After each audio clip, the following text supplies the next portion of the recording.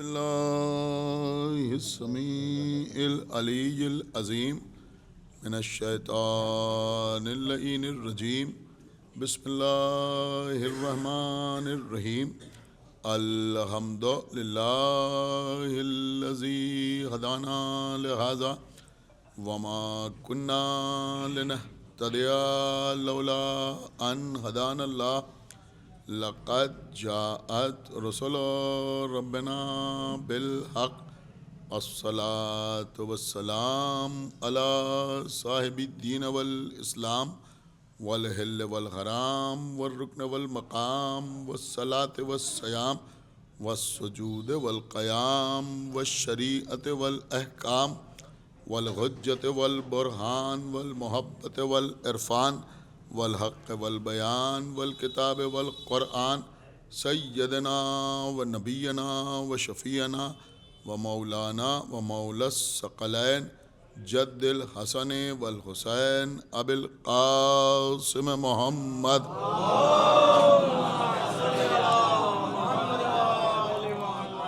وعلى أهل بيته الطيبين الطاهرين المعصومين المظلومين المنتخبين المنتجبين الذين أذهب الله عنهم الرجس وطهرهم تطهيرا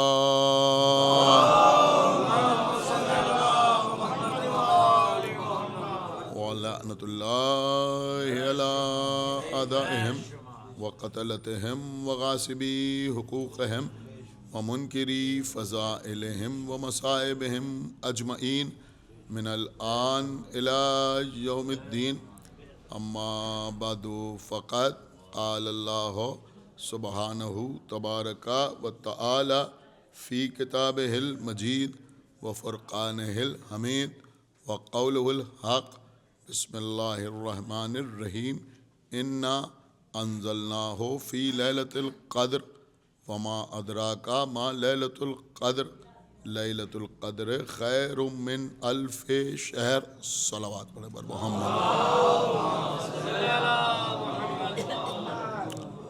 حضرات، کسی قسم کی تفصیلات کا بالکل کوئی موقع نہیں ہے۔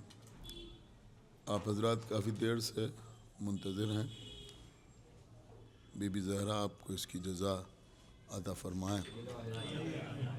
بہرحال آنے میں کافی تاخیر ہو گئی، راستے میں جو ٹریفک کے مسائل ہیں اس کی وجہ سے۔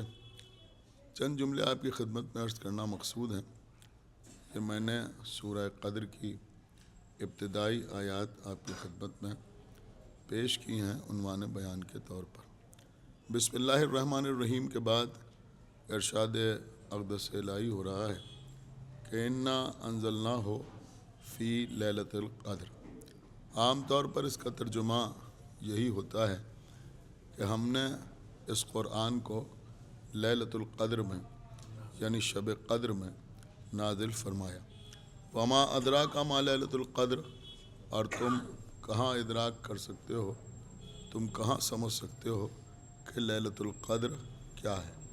لیلۃ القدر خیر من الف شہر، یہ ایک رات 2-4 راتوں سے نہیں، 10-20 راتوں سے نہیں، بلکہ 1000 مہینوں سے افضل ہے۔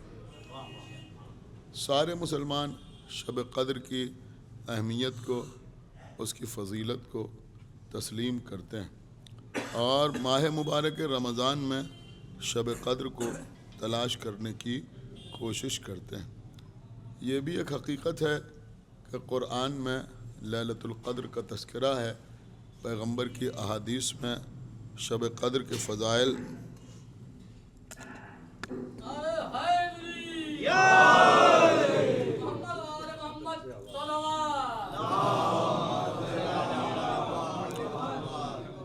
شب قدر کے فضائل بیان ہوئے ہیں، لیکن آج تک کوئی مسلمان دعوے کے ساتھ یہ نہ کہہ سکا کہ یہ رات شب قدر ہے۔ اختلاف ہے، ہمارے علاوہ جو باقی مسلمان ہیں ان کے یہاں تو بہت زیادہ اختلاف ہے۔ کچھ لوگ یہ کہتے ہیں کہ رمضان کی جو پہلی رات ہے جس پہ وہ تراویح کا آغاز کر دیتے ہیں وہی رات شب قدر ہے۔ کچھ یہ کہتے ہیں کہ نیمہ رمضان یعنی 14 اور 15 کی درمیانی رات رمضان کی شب قدر ہے۔ ظاہر سی بات ہے کہ ہمارے یہاں کوئی اس طرح کی روایت تو نہیں ہے کہ نیمہ رمضان میں جو رات آتی ہے وہ شب قدر ہے، لیکن ہاں ہم یہ جانتے ہیں کہ وہ رات بھی ایسی رات ہے جو قرآن کی آمد کی رات ہے۔ ایک صلوات پڑھا بر محمد۔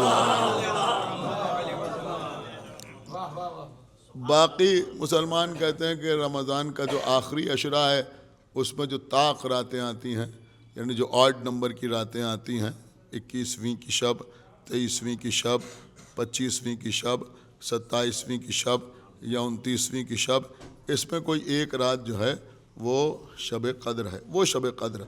تو ان کے یہاں مختلف تاریخیں بیان کی جاتی ہیں اور کہا جاتا ہے کہ ان میں کوئی ایک رات شب قدر ہے۔ ظاہر سی بات ہے کہ وہاں کسی بھی دن کو یا کسی بھی رات کو تلاش کرنے میں 10-12 دن سے کم میں تسلی نہیں ہوتی۔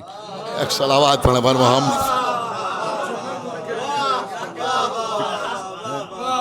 رسول اللہ کی ولادت کی تاریخ بھی اگر تلاش کی جاتی ہے تو انہوں نے کہا پہلی ربیع الاول سے 12 ربیع الاول کے درمیان رسول کسی دن دنیا میں آئے اور کسی دن دنیا سے چلے گئے۔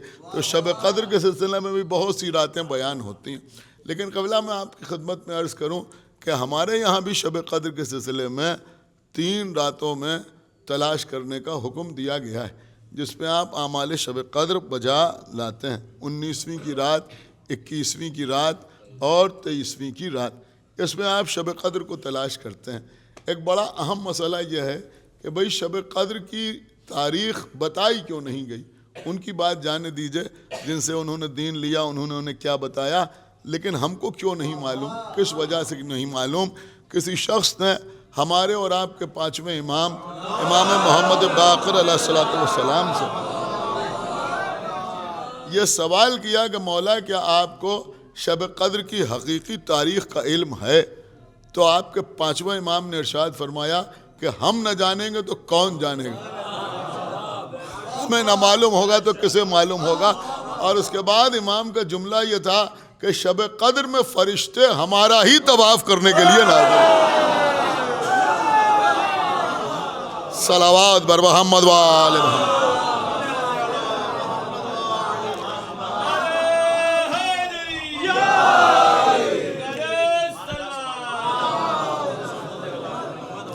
بہرحال قبلہ بہت تاخیر ہو گئی ہے اور میں تو سمجھ رہا تھا کہ خطبے کا بھی وقت نہیں ہے، لیکن میں جلدی چند باتیں آپ کی خدمت میں عرض کر دوں۔ میرے گھر ہی کی مجلس ہے تو میں جتنا بھی پڑھنا چاہوں پڑھ سکتا ہوں، پوری توجہ آپ حضرات کی چاہتا ہوں۔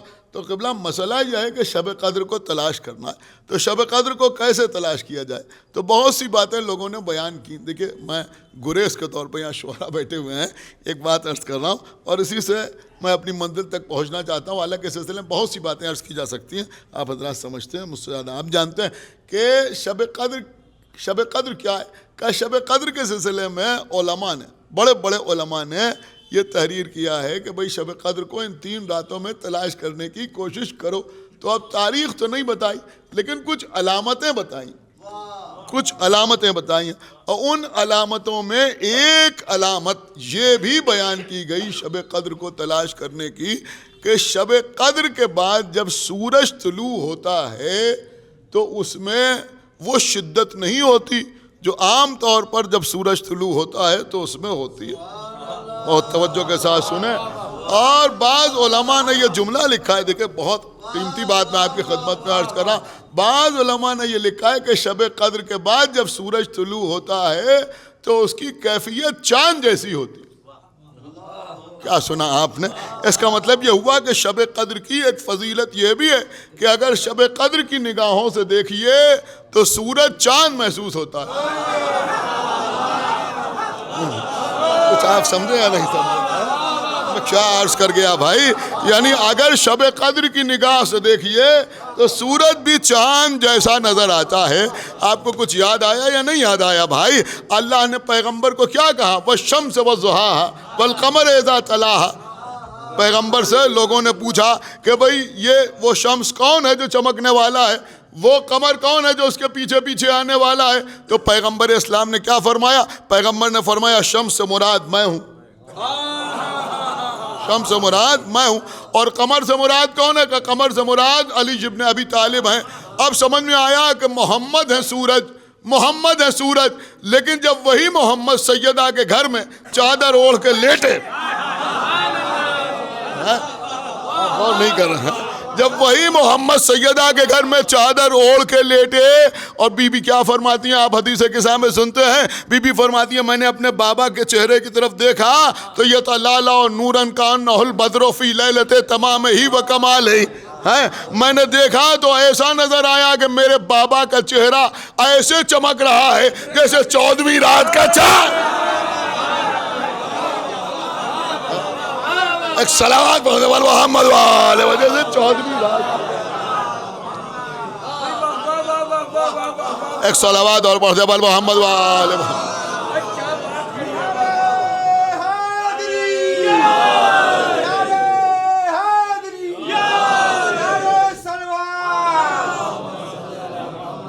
تو اب سمجھ میں آیا نا کہ بھئی شب قدر کی ایک پہچان ہی یہی ہے کہ اگر شب قدر کی نگاہ سے دیکھیے تو سورج چاند محسوس ہوتا ہے۔ شاید اسی لیے معصوم نے فرمایا کہ جس نے سیدہ کو سمجھ لیا اس نے شب قدر کو سمجھ لیا۔ تو نہ ان کی فضیلت کسی کی سمجھ میں آ سکتی ہے، نہ کوئی شب قدر کو سمجھ سکتا ہے، نہ کوئی شب قدر کا ادراک کر سکتا ہے۔ لیکن یہاں پر ایک حسین سا نکتہ اور میں آپ کی خدمت میں عرض کروں کہ پیغمبر کو اللہ نے سورج کہا، لیکن بی بی کہتی ہے وہ چادر اوڑھ کے لیٹے، میں نے دیکھا تو ان کا چہرہ ایسے چمک رہا تھا جیسے 14ویں رات کا چاند، جیسے 14ویں رات کا چاند۔ جب ہم بیان کرتے ہیں کہ اللہ نے نبی کو سورج کہا، علی کو چاند کہا، تو کچھ مقصرین کو گوشہ مل جاتا ہے۔ انہوں نے کہا بہرحال سورج بڑا ہے، چاند چھوٹا ہے، سورج کے پاس اپنی روشنی ہے، چاند کے پاس اپنی روشنی نہیں ہے، بلکہ چاند جو ہے وہ سورج سے روشنی لے کے چمکتا ہے۔ ایک جملہ آپ کی خدمت میں عرض کروں، لوگ سمجھے ہی نہیں۔ بے شک چاند جو چمکتا ہے اس پہ سورج ہی کی روشنی ہوتی ہے، یہی تو بتانا مقصود ہے۔ صلوات پڑھنے والے محمد والے محمد۔ نہایت سمجھدار مجمع میں ایک جملہ کہوں کہ یہ چاند جو چمکتا ہے تو کیوں چمکتا ہے؟ کہ لوگ سمجھتے ہیں سورج غروب ہو گیا، لیکن چاند چمک کے بتاتا ہے کہ سورج پردے میں گیا ہے، مرا نہیں ہے۔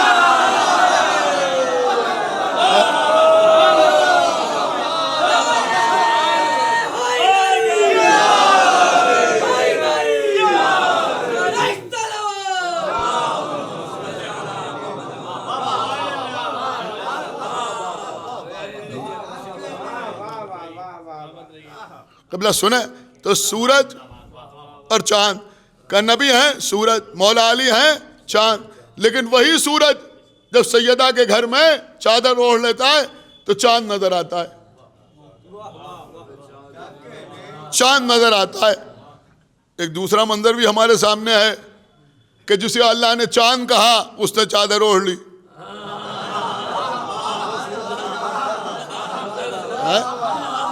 جسے اللہ نے چاند کہا اس نے چادر اوڑھ لی۔ کب؟ شب ہجرت اس نے چادر اوڑھ لی۔ علی چادر اوڑھ کے لیٹ گئے، مشرکین نے دیکھا، کیا سمجھے؟ کہ وہ سمجھے نبی سو رہے ہیں۔ تمہید کا تو وقت ہی نہیں، آپ تو باقاعدہ خود ہی متوجہ ہیں۔ جملہ عرض کروں کہ ہم مقصرین پریشان نہ ہو کہ اللہ نے نبی کو سورج کہا، علی کو چاند کہا۔ اما بے شک نبی سورج ہیں، علی چاند ہیں، لیکن محمد ایسے سورج ہیں کہ اگر چادر اوڑھ لیں تو چاند نظر آئے، علی ایسا چاند ہے جو چادر اوڑھ لے تو سورج نظر آئے۔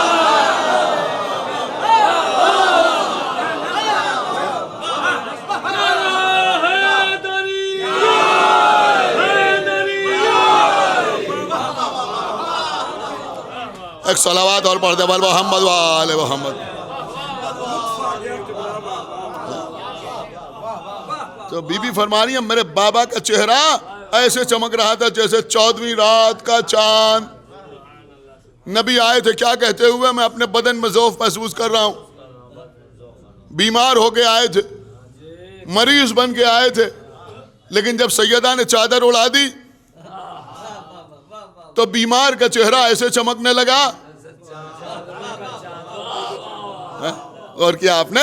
بیمار کا چہرہ ایسے چمکنے لگا جیسے 14ویں رات کا چاند. اب ماشاءاللہ حدیث قصہ پڑھتے رہتے ہیں. پیغمبر جب بی بی کے دروازے پر آئے، گھر میں داخل ہوئے تو کہا میں اپنے بدن میں ذوف محسوس کر رہا ہوں. ایک بار کہا میں اپنے بدن میں ذوف محسوس. پوری حدیث قصہ میں ایک بار چادر اوڑھ کے لیٹ گئے. چادر اوڑھنے کے بعد پوری حدیث قصہ پڑھ ڈالی آخر تک. امام حسن سے بات کی، یہ نہیں کہا میرے بدن میں ذوف ہے. امام حسین سے گفتگو کی، یہ نہیں کہا میرے بدن میں ذوف ہے. مولا علی سے بات کی، یہ نہیں کہا میرے بدن میں ذوف ہے. بی بی زہرا سے بات کی، یہ نہیں کہا کہ میرے بدن میں ذوف ہے. جبرائیل سے گفتگو کی، یہ نہیں کہا میرے بدن میں ذوف ہے. تو اس سے نتیجہ یہ نکلا یا نہیں نکلا کہ چادر اوڑھنے سے پہلے ذوف بدن تھا؟ چادر اوڑھنے کے بعد ذوف بدن نہیں تھا. چادر اوڑھنے کے بعد ذوف بدن نہیں تھا. بی بی نے اپنے بابا کو کوئی دوا لا کے نہیں دی، دودھ میں شہد گھول کے نہیں دیا. ایک صلوات پڑھ بر محمد وآل محمد. صرف چادر اڑا دی، چادر، اور چادر اوڑھی اور پیغمبر کا ذوف بدن دور ہو گیا. ایک جملہ بہت پہلے میں نے کبھی پڑھا تھا، پھر آپ کی خدمت میں عرض کر دوں کہ بھائی کوئی حیرت بھی نہ کرے کہ سیدہ کے چادر اڑانے سے محمد کا ذوف بدن کیسے دور ہو گیا. پہلے قرآن پڑھے. جب بیٹے کی قمیض باپ کی آنکھوں پہ ڈالنے سے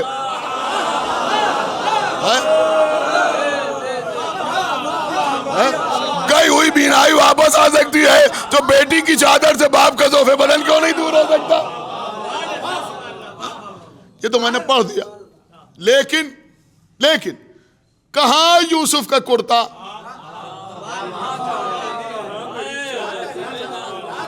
ایک صلوات پڑھے پر محمد کہاں؟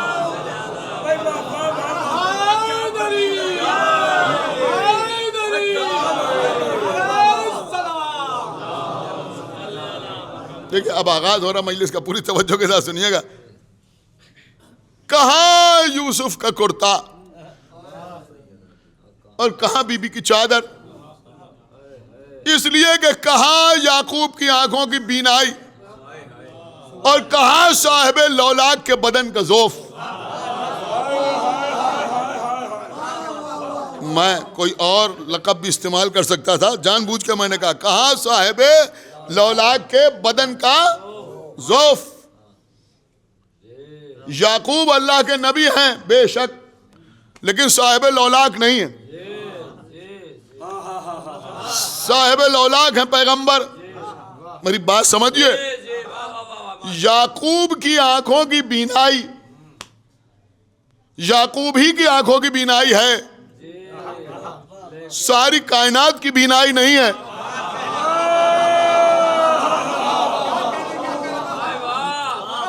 دیکھیے جو لوگ کہتے ہیں شیعہ رسول اللہ کی تعریف کرنا نہیں جانتے، ہم تو سنو رسول کسے کہتے ہیں.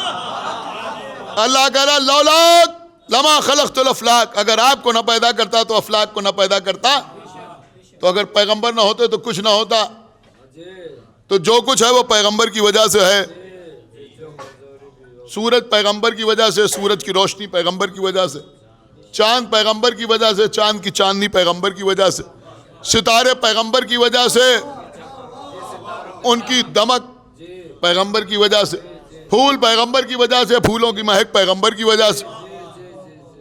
نبیوں کے پاس نبوت ہے تو ان کی وجہ سے، رسولوں کے پاس رسالت ہے تو ان کی وجہ سے، فرشتے تسبیح کر رہے ہیں تو ان کی وجہ سے، حوروں میں حسن ہے تو ان کی وجہ سے، سمندروں میں طغیانی ہے تو ان کی وجہ سے، دریاؤں میں روانی ہے تو ان کی وجہ سے.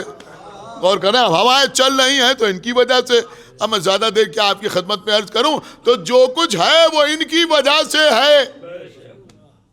ایک مثال دے دوں تو سب کی سمجھ میں آ جائے. دیکھیے ہمارے گھر میں بہت سے اپلائنسز رہتے ہیں. پنکھا خراب ہو گیا، ایک مستری کو بلایا ہے، ایک میکینک کو بلایا، اس نے پنکھا صحیح کر دیا. فریج خراب ہو گیا، اس کو بلایا، اس سے اس کو صحیح کر دیا. اے سی خراب ہو گیا, اے سی ریپیئر کرنے والے کو بلایا, اس نے اے سی کو صحیح کر دیا. الگ الگ چیزیں خراب ہوئی, کسی نہ کسی کو بلایا, وہ آیا, اس نے ٹھیک کیا, چلا گیا. اب ایسا کم ہوتا ہے, لیکن پہلے باقاعدہ ہوا کرتا تھا. ہم سب کو, میرے خیال میں یہاں جتنے حضرات بیٹھے ہیں سب کو تجربہ ہوگا کہ کبھی کبھی ایسا ہوتا تھا کہ لائٹ تو آ رہی مگر پنکھا چل نہیں رہا ہے, چل رہا ہے تو بالکل دھیرے دھیرے چل رہا ہے. ٹیوب لائٹ لگے وہ اٹھ ہی نہیں رہے, بلب جل رہا ہے, ٹیوب لائٹ اٹھ نہیں, اے سی چل ہی نہیں رہا ہے, فریج کام نہیں کر رہا ہے. کیوں؟ میں کہا بھائی لائٹ تو آ رہی ہے. میں کہا بھائی لائٹ تو آ رہی ہے لیکن وولٹیج لو ہے. خدا جانے آپ بیٹھے ہیں کہیں چلے گئے کہ وولٹیج لو ہے. وولٹیج لو ہونے کا مطلب کیا ہوا؟ سمجھ رہے ہیں آپ کہ جو سورس آف انرجی ہے اس میں کچھ ضعف آ گیا.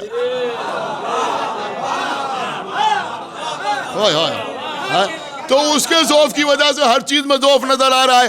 اب کوئی پنکھے کے میکینک کو نہیں بلائے گا, اب کوئی اے سی ٹھیک کرنے والے کو نہیں بلائے گا. اب کوشش ہوگی کہ بھئی یہ ضعف دور ہو جائے, وولٹیج کا جو ضعف ہے یہ دور ہو جائے, تو سارے اپلائنسز کام کرنا شروع کر دیں گے. اور کیا آپ نے, پیغمبر ہیں صاحب لولاد. جب پیغمبر نے اپنے بدن میں ضعف محسوس کیا تو سورج نے ضعف محسوس کیا, چاند نے ضعف محسوس کیا, ستاروں نے ضعف محسوس کیا, آسمانوں نے ضعف محسوس کیا, زمینوں نے ضعف محسوس کیا, ساری کائنات نے ضعف محسوس کیا.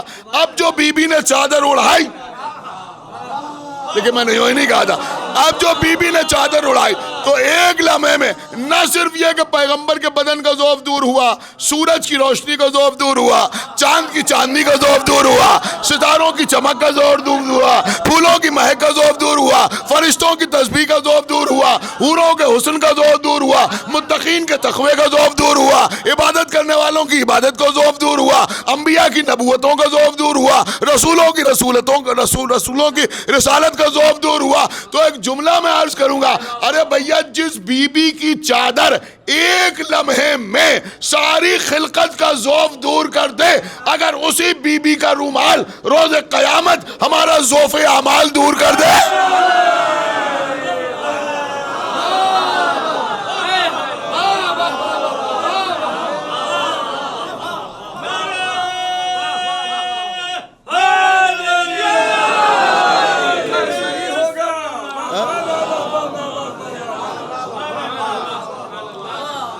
اسی بی بی کا رومال ہی تو ہے.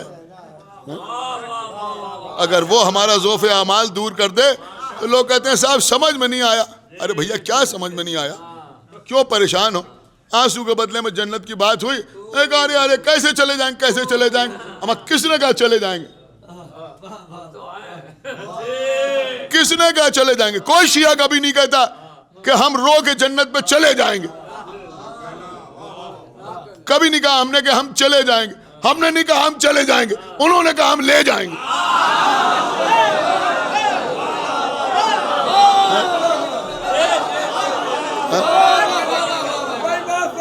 صلوات بر محمد وآلہ محمد.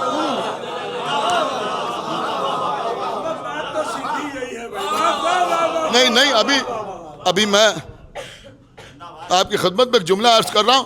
دیکھیں قبلہ, سورہ بنی اسرائیل کا آغاز کہاں سے ہوتا ہے؟ سبحان الذی اسریٰ بعبدہ, پاک ہے وہ پروردگار جو لے گیا اپنے عبد کو لیلم, رات میں لے گیا, من المسجد الحرام, مسجد حرام سے لے گیا, مسجد اقصیٰ تک لے گیا. کہاں لے گیا؟ آسمانوں کو پار کرتے ہوئے نبی گئے. معصوم نے فرمایا کہ جو معراج کا انکار کرے وہ مسلمان نہیں. کیوں نہیں مسلمان؟ مسئلہ یہ نہیں ہے. اب لوگ کہتے ہیں صاحب رسول کیسے چلے جائیں گے؟ یہی تو اللہ نے واضح کر دیا کہ وہ گئے نہیں, ہم لے گئے. اور ہی لکھیا یہی تو اللہ نے واضح کیا کہ وہ گئے نہیں بلکہ میں لے گیا. سمجھ رہا, میں لے گیا. تو اس کا مطلب یہ ہوا کہ جو معراج کا انکار کر رہا ہے, جو معراج کا انکار کر رہا ہے, وہ محمد کی عظمت کا انکار نہیں کر رہا ہے, اللہ کی قدرت کا انکار کر رہا ہے. آپ نے شاید بالکل توجہ نہیں فرمائی. وہ اللہ کی قدرت کا انکار کر رہا ہے کہ وہ کیسے لے گیا. وہ کیسے لے گیا؟ بس بھیا آنسوؤں کے بدلے میں جنت کا معاملہ بھی یہی ہے۔ اب آنسوؤں کی عظمت کے سلسلے میں سوچ سمجھ کے بولنا، اس لیے کہ اگر انکار کیا تو یہ عزاداروں کی فضیلت کا انکار نہیں کیا، ان کے اختیار کا انکار کیا، ان کے اختیار، اس لیے کہ وہ یہ کہہ رہے ہیں کہ ہم لے جائیں گے۔ تو اگر بی بی کہہ رہی ہیں کہ ہم لے جائیں گے، تو اگر ہمت ہے تو ان کے اختیار پر بحث کرو۔ خطیب اکبر اس سلسلے میں بڑی خوبصورت سی مثال دیا کرتے تھے، اگر کوئی بیچارہ بیمار ہے، سارے ڈاکٹرز نے جواب دے دیا اب یہ ٹھیک نہیں ہو سکتا، اب وہ لیٹا ہوا ہے، ڈاکٹر سے کہہ دیا بھائی آپ ان کی جتنی خدمت کر سکتے ہیں کیجئے، اب یہ اچھے نہیں ہو سکتے، ٹھیک نہیں ہو سکتے، بالکل ٹھیک نہیں ہوں گے۔ اب سارے خاندان والے وہاں جمع ہیں، کسی کو یاد آیا، اس نے کہا صاحب فلاں ڈاکٹر ہے، ہم اس کو جانتے ہیں اور اس نے ایسے بہت سے مریض ٹھیک کر دیے۔ تو اس کے بیٹوں نے کہا بھائی آپ کا بڑا احسان ہوگا، بلا لائیے ان ڈاکٹر صاحب کو۔ اب کوئی امید تو ہے نہیں، وہ کوئی ڈاکٹر آیا، اس نے ایگزامن کیا، بی پی دیکھا، شوگر چیک کی، سارے ٹیسٹ کیے جو وہاں ہو سکتے تھے، باقی ساری رپورٹس کو اس نے دیکھا، اور اس کے بعد اس نے اپنا قلم اٹھایا اور کاغذ کے اوپر کچھ دوائیں لکھی اور کہا یہ ٹھیک ہو جائیں گے، 1 ہفتے ان کو یہ دوا کھلائیے، یہ ٹھیک ہو جائیں گے۔ ڈاکٹر نے کہا 1 ہفتے ان کو دوا کھلائیے، یہ ٹھیک ہو جائیں گے۔ خطیب اکبر فرماتے تھے کہ جتنے لوگ وہاں موجود تھے سب مریض پر پل پڑے، تم کیسے ٹھیک ہو جاؤ گے؟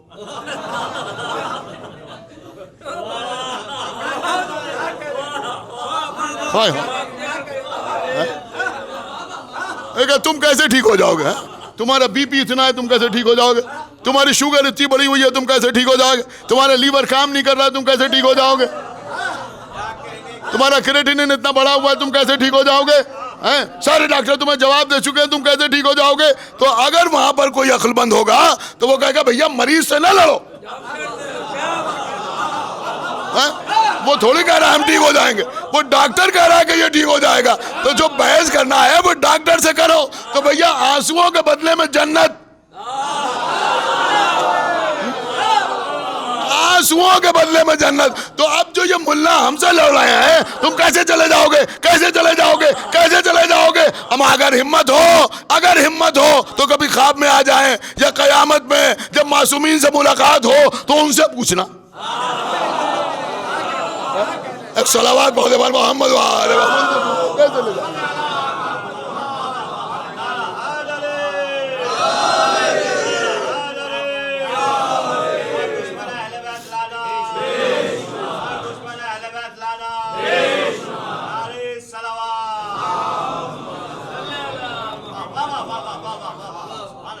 بس قبلہ ہمارا سلام شہزادی کے اوپر، ہماری جان قربان۔ کون سمجھ سکتا ہے کہ بی بی کی عظمت کیا ہے؟ اِنَّا أَنزَلْنَاهُ فِي لَيْلَةِ الْقَدْرِ، وہ رات ہی ایسی ہے جو 1000 مہینوں سے افضل ہے۔ لیکن اب اگر کوئی پیغمبر کی منزلت کو دیکھنا چاہتا ہے تو یوں دیکھے کہ اللہ نے جناب موسیٰ کو تورات دینے کے لیے وادی مقدس میں بلایا، جوتے اتروا کے بلایا، 30 دن کے لیے بلایا، بعد میں 10 دن کا اضافہ کیا۔ اللہ نے بتایا یہ ہماری کتاب ہے، تمہیں آنا پڑے گا لینے کے لیے۔ جبرائیل کو نہیں بھیجا کہ وہ کپڑے میں لپیٹ کر تورات لے کر پیغمبر کے پاس جائیں، کہا آؤ تو ہم تمہیں کتاب دیں۔ آؤ، موسیٰ جیسے نبی کو بلایا گیا، جب وہ گئے تب کتاب ملی، لیکن پیغمبر اسلام کو قرآن دینے کے لیے اللہ نے کہیں بلایا نہیں۔ اور کیا آپ نے نہیں کیا؟ کہیں اللہ نے بلایا نہیں، جہاں پیغمبر وہیں قرآن۔ مکے میں ہے تو قرآن مکے میں، مدینے میں ہے تو قرآن مدینے میں، پہاڑ پہ ہیں تو قرآن پہاڑ پر، میدان میں ہے تو میدان میں، غار میں ہے تو غار میں قرآن نازل ہو رہا ہے، غار ہرا میں نازل ہو رہا ہے، غار ثور میں نازل ہو رہا ہے، گھر میں ہے تو گھر میں قرآن نازل ہو رہا ہے۔ جہاں پیغمبر نظر آئے وہیں اللہ نے قرآن نازل کیا، جہاں پیغمبر نظر آئے، جہاں پیغمبر نظر آئے وہیں اللہ نے قرآن نازل کیا۔ قیامت کا جملہ عرض کر رہا ہوں کہ اللہ نے قرآن کی آیتیں دینے کے لیے پیغمبر کو کہیں نہیں بلایا، لیکن نور زہرا دینے کے لیے کعبہ قوسین نے بلایا۔ عطا زہرا کے لیے اللہ نے پیغمبر کو معراج کی منزل پر بلایا. اور عزیزوں اس نقطے کو ہم سمجھے یا نہ سمجھے لیکن پیغمبر اچھی طرح سمجھتے تھے. پیغمبر اچھی طرح سمجھتے تھے. ہماری یا کسی کتاب میں کوئی ایک چھوٹی سی روایت ایسی نہیں ملتی کہ قرآن کا سورہ نازل ہوا, پیغمبر لیٹے تھے, اٹھ کے بیٹھ گئے. اس کے برعکس روایتیں ملتی ہیں. تھر تھرانے لگتے تھے, وہ کانپنے لگتے تھے, اور گھوڑے پر بیٹھے ہوتے تھے تو گھوڑا اپنا پیٹ جو ہے زمین سے ملا دیتا تھا. پیغمبر پسینے پسینے ہو جاتے تھے. الحمدللہ ہماری کتابوں میں یہ روایتیں نہیں ہیں, لیکن ان کی تمام اس طرح کی کتابیں روایتیں آپ کو مل جائیں گی. تمام روایتیں مل جائیں گی. اس کا مطلب یہ ہوا کہ پیغمبر قرآن کے کسی سورے یا کسی آیت کے احترام میں لیٹے تھے تو اٹھ کے نہیں بیٹھے.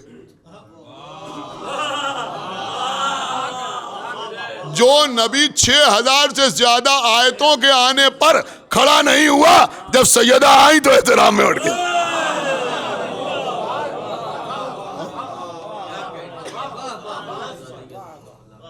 یہ بی بی کی منزل ہے. یہی سبب ہے قبلہ کہ جب بی بی فتح کے مطالبے کے لیے مسجد میں پہنچی اور ایک ستون خاص کے قریب پہنچی تو گریہ طاری ہو گئی, رونے لگی.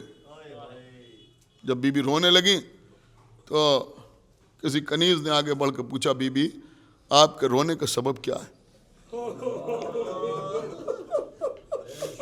ابھی تو آپ نے دعویٰ بھی نہیں کیا, ابھی تو آپ کو آپ کا حق دینے سے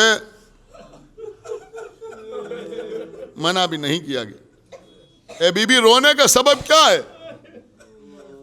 تو بی بی نے فرمایا کہ میں تو اس بات پر رو رہی ہوں کہ زمانہ کتنا بدل گیا. جب میں اپنے بابا کی زندگی میں اس ستون خاص کے قریب آتی تھی تو میرا بابا منبر سے نیچے آ جاتا تھا. میری زہرا آ رہی ہے, میرے دل کا ٹکڑا آ رہا ہے, میری پارہ جگر آ رہی ہے, اور آج کوئی میرے احترام میں کھڑا ہونے والا بھی نہیں. جزاکم اللہ خیر الجزا. وہی بی بی دربار میں خطبہ دے رہی. آپ سنتے ہیں تو روتے ہیں.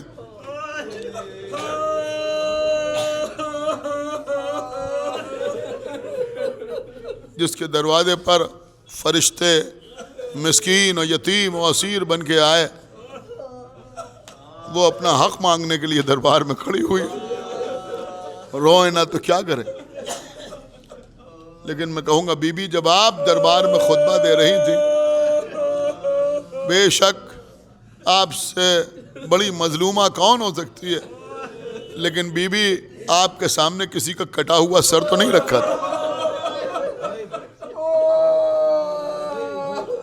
اے بی بی آپ کے سامنے گھر کا کوئی فرد لوہے میں جکڑا ہوا تو نہیں کھڑا تھا. اے بی بی آپ کے سامنے خاندان کی دیگر بیویاں رسن بستہ تو نہ تھیں, آپ کے سر پر چادر بھی موجود تھی, لیکن بی بی جب آپ کی بیٹی زینب دربار میں خطبہ دے تو سامنے حسین کا کٹا ہوا سر رکھا ہوا ہو. یزید ملعون لبہائے مبارک سے بے ادبی کر رہا ہوگا, اور ایک رسول کا صحابی بہرحال یہ دیکھ کے برداشت نہ کر پائے گا, حالانکہ بیٹھا یزید کے دربار میں ہے, اور وہ یہ آواز دے گا کہ یزید چھڑی کو ہٹا لے. میں نے اپنی آنکھوں سے اللہ کے رسول کو ان لبوں کو چومتے ہوئے دیکھا, ہٹا لے چھڑی. اب آپ بتائیے, جب زید ابن ارقم جیسا شخص برداشت نہ کر سکا تو پھر بی بی زینب کے دل پر کیا گزر رہی ہوگی. اللہ اکبر. عزیزوں, ہمارے کسی عالم سے کسی نے پوچھا کہ آپ کربلا کے بعد روتے کیوں ہیں؟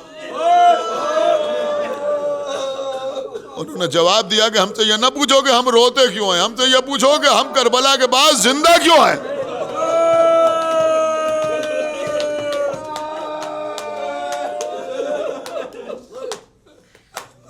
لوہے میں جکڑے ہوئے سید سجاد، بی بی زینب خطبہ دے رہی ہیں، سامنے کھڑے ہوئے بیویاں ہاتھوں میں رسیاں بندھی ہوئی۔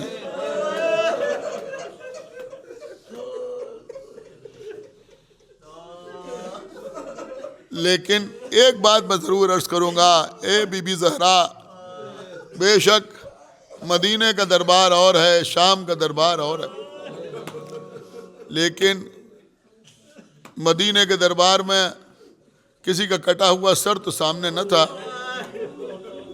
کوئی عزیز لوہے میں جکڑا ہوا تو نہیں تھا، کسی کے ہاتھوں میں ہتھکڑیاں اور پیروں میں بیڑیاں اور گلے میں توق خاردار تو نہیں تھا، بیویاں رسن بستہ تو نہ تھیں، لیکن ہاں جب زہرا خطبہ دے رہی تھیں تو ایک 4.5 سال کی بچی دامن پکڑے ہوئے۔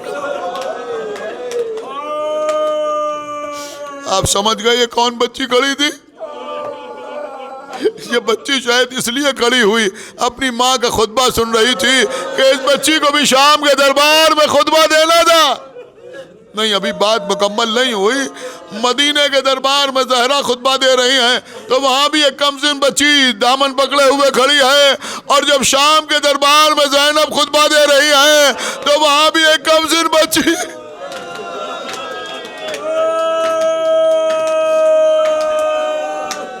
لیکن شام کے دربار میں جو کمسن بچی کھڑی ہوئی ہے اس کے رخساروں پر تماچوں کے نشان ہیں، اس کی کانوں کی لبیں پھٹی ہوئی ہیں، اس کا کرتا جلا ہوا۔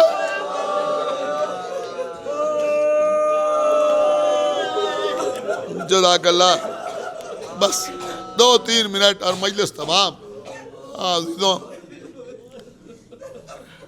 بی بی زہرا سلام اللہ علیہا رسول اللہ کے دنیا سے جانے کے بعد اتنے ستم، اتنے ظلم کہ بی بی نے فرمایا کہ سبت علی مصائب لو انہا سبت علی الیام سرنا لیالیا، میرے اوپر اتنی مصیبتیں پڑی کہ اگر دنوں کو اوپر پڑتی تو مثل شب تاریخ کے ہو جاتا۔ کیسے کیسے مصائب۔ بس عزیزوں، اتنا سنے کہ 18 سال کے سن میں بی بی عصائے پیری لے کے چلنے لگی۔ لوگوں کو بی بی کا اپنے بابا پر رونا بھی گوارا نہ ہوا تو مولا علی نے ایک مکان بنا دیا، بقی میں ایک حجرہ بنایا کہ یہ بیت الحزن ہے۔ بی بی جاتی تھی وہاں رونے کے لیے، لوگ پوچھتے یہ آزا خانہ کیا ہے؟ ارے یہ اسی بیت الحزن کی یادگار ہے جو ایک معصوم پر رونے کے لیے ایک معصوم نے اپنے ہاتھوں سے ایک معصومہ کے لیے بنایا تھا۔ بس مجلس تمام ہو گئی عزیزوں۔ یہ بیت الحزن 2 بار آباد ہوا۔ ایک بار زہرا نے بیت الحزن میں اپنے بابا کا ماتم کیا، اور دوبارہ اس بیت الحزن میں مادر عباس جناب ام البنین لا دی۔ بیت الحزن تعمیر تو مولا علی نے کیا تھا، لیکن یہ جو ہمارے امام باڑوں میں، ہماری امام بارگاہوں میں، عزا خانوں میں تبرکات رکھے ہیں، میں سمجھتا ہوں اس کی ابتدا جناب ام البنین نے کی، اس لیے کہ اسی بیت الحزن میں آتی تھیں، چند قبروں کے نشانات بناتی تھیں، ایک ایک قبر کے نشان پر ہاتھ رکھ کے آواز دیتی تھیں، یہ میرے فلاں بیٹے کی قبر ہے، یہ میرے اس بیٹے کی قبر ہے، یہ میرے بیٹے جعفر کی قبر ہے، یہ عبداللہ کی قبر ہے۔ آخر میں ایک اور قبر کا نشان بناتی تھیں، یہ میرے بیٹے عباس کی قبر ہے۔ پھر بی بی ایک ایک بیٹے کا نام لے کے کہتی تھی کہ کیا میں تجھ پہ آنسو بہاؤں؟ پھر کہتی تھی نہیں، میں تجھ پہ آنسو نہیں بہاؤں گی، اس لیے کہ میں تیری ماں ہوں، جب موقع ملے گا تو میں رو لوں گی۔ پھر آخر میں آقا عباس کی قبر کا نشان بنا کے کہتی تھی میرے لال عباس تیرے بازو قلم ہو گئے، تیری آنکھ میں تیر لگا، تو گھوڑے سے زمین پہ آیا تو ہاتھوں کا سہارا نہ لے سکا، لیکن میں تجھ پر نہ روؤں گی۔ پھر ایک اور قبر کا نشان بناتی تھی، یہ زہرا کے لال حسین کی قبر ہے، ایک نعرہ مارتی تھی واہ حسین